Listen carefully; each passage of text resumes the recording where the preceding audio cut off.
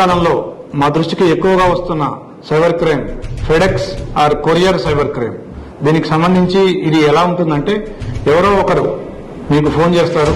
Phone చేసి మీ పేరుతో courier parcel వచ్చిందని, దాంట్లో మత్తు పదార్థాలు ఉన్నాయని చెప్పి మిమ్మల్ని భయపెడతారు.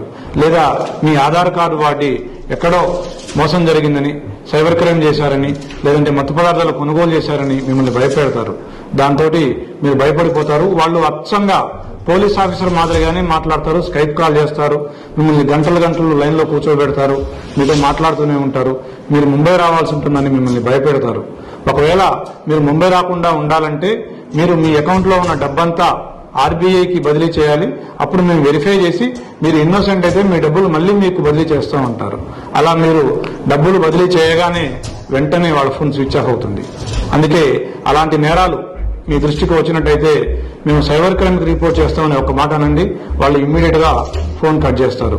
లేదా ఒకవేళ మీరు వాళ్ళ మాటలు నమ్మి డబ్బులు ఏవైనా ట్రాన్స్ఫర్ చేసినట్టయితే వెంటనే 1 గంట లోపు 1930 నెంబర్కు ఫోన్ చేసినట్లయితే మీ డబ్బంతా కూడా హోల్డ్ అవుతుంది. మీ డబ్బు మళ్ళీ మీకు వెనక్కి వస్తుంది.